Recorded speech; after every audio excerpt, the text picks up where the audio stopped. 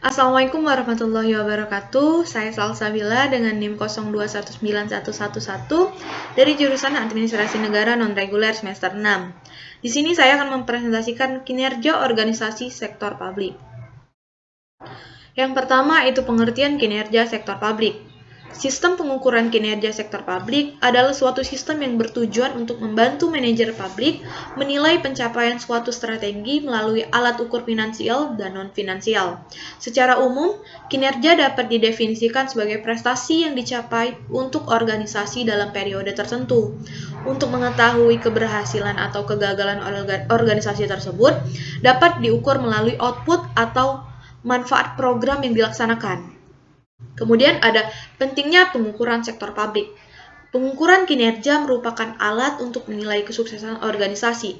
Dalam konteks organisasi sektor publik, kesuksesan organisasi itu akan digunakan untuk mendapatkan legitimasi dan dukungan publik. Masyarakat akan menilai kesuksesan organisasi sektor publik melalui kemampuan organisasi dalam memberikan pelayanan publik yang relatif murah dan berkualitas. Pelayanan publik tersebut yang menjadi bottom line dalam organisasi sektor publik.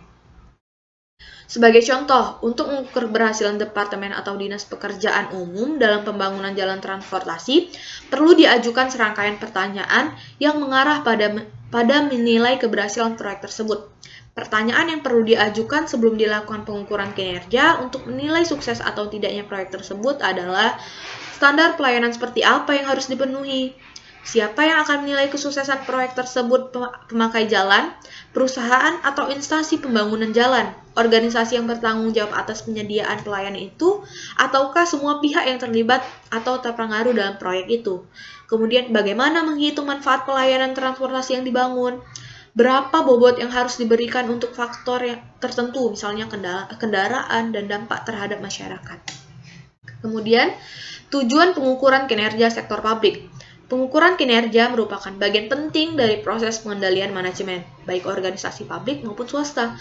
Tujuan dilakukan penilaian kinerja di sektor publik adalah yaitu untuk mengetahui tingkat ketercapaian tujuan organisasi, untuk menyediakan sarana pembelajaran pegawai, memperbaiki kinerja periode berikutnya, memberikan pertimbangan yang sistematik dalam pembuatan keputusan pemberian reward dan punishment, memotivasi pegawai, dan terakhir menciptakan akuntabilitas publik. Manfaat pengukuran kinerja sektor publik yaitu pertama untuk memberikan pemahaman mengenai ukuran yang digunakan untuk nilai kinerja manajemen. Yang kedua, memberikan arah untuk mencapai target kinerja yang ditetapkan. Yang ketiga, untuk memonitor dan mengevaluasi pencapaian kinerja dan membandingkannya dengan target kinerja serta melakukan tindakan korektif untuk memperbaiki kinerja. Kemudian, sebagai dasar untuk memberikan penghargaan hukuman secara objektif atas pencapaian yang diukur sesuai dengan sistem pengukuran kinerja yang telah disepakati.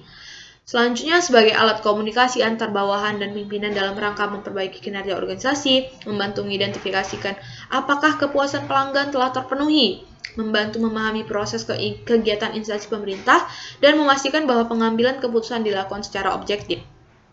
Informasi yang digunakan dalam kinerja sektor publik. Informasi mengenai kinerja sangat penting dalam rangka mencapai good governance. Informasi kinerja tersebut diorientasikan sebagai pedoman sebagai alat pengendalian. Indikator kinerja memiliki peran penting sebagai proses pembentukan organisasi pembelajar atau learning organization. Jika organisasi terus-menerus belajar bagaimana memperbaiki kinerja, meningkatkan kepuasan pelanggan dan mencapai target, maka indikator kinerja akan bersifat mendorong dan memotivasi dalam cara yang positif. Selanjutnya ada langkah-langkah pengukuran kinerja sektor publik. Pengukuran ekonomi. Pengukuran ekonomi hanya memperhatikan keluaran yang didapat, sedangkan pengukuran ekonomi hanya mempertimbangkan masukan yang dipergunakan. Kemudian ada pengukuran efisiensi. Pengukuran efisiensi merupakan hal penting dari 3 pokok bahasan. Value for money, efisiensi diukur antara output dan juga input. Semakin besar output dibandingkan input, maka semakin tinggi tingkat efisiensi suatu organisasi. Selanjutnya ada pengukuran aktivitas. Pengukuran efektivitas merupakan ukuran berhasil atau tidaknya suatu organisasi mencapai tujuannya. Selanjutnya ada pengukuran outcome. Outcome adalah dampak suatu program atau proyek terhadap masyarakat. outcome lebih tinggi nilainya daripada output, karena output hanya mengukur hasil tanpa mengukur dampaknya terhadap masyarakat, sedangkan outcome mengukur kualitas output dan dampak yang dihasilkan. Kemudian ada sistem manajemen kinerja sektor publik. Manajemen kinerja membutuhkan proses sistematis. Untuk itu perlu dibuat desain sistem manajemen kinerja tepat untuk mencapai kinerja optimal. Tahap-tahap manajemen kinerja tersebut meliputi tahap perencanaan kinerja, tahap pelaksanaan kinerja, tahap penilaian kinerja, tahap review kinerja, dan tahap perbaikan kinerja. Faktor-faktor yang mempengaruhi kinerja. Yang pertama, itu ada faktor personal atau individu, meliputi pengetahuan, keterampilan, kemampuan, dan kepercayaan diri, motivasi, dan komitmen yang dimiliki oleh setiap individu. Kemudian ada faktor kepemimpinan, meliputi kualitas dalam memberikan dorongan, semangat, arahan, dan dukungan yang diberikan manajer dan tim leader. Selanjutnya ada faktor tim, meliputi kualitas dukungan dan semangat yang diberikan oleh rekan dalam satu tim, kepercayaan terhadap sesama anggota tim, kekompakan dan keeratan anggota tim. Selanjutnya ada faktor sistem, meliputi sistem kerja, fasilitas kerja atau infrastruktur yang diberikan organisasi, proses organisasi, dan kultur kinerja dalam organisasi. Selanjutnya ada faktor kontekstual atau situasional, meliputi tekanan dan perubahan lingkungan eksternal dan internal. Tanggung jawab setiap pegawai terhadap kinerja. Ini penting, kinerja organisasi pada dasarnya merupakan tanggung jawab setiap individu yang bekerja dalam organisasi. Tanggung jawab terhadap manajemen kinerja sebenarnya tidak lahir dari manajer namun dari individu.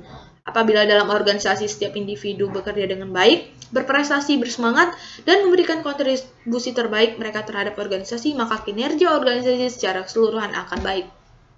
Tanggung jawab dari seorang individu yaitu ada 1, memberikan komitmen terhadap pencapaian tujuan. 2, meminta umpan balik atas kinerja yang telah ia lakukan. Yang ketiga, melakukan komunikasi secara terbuka dan teratur dengan manajernya.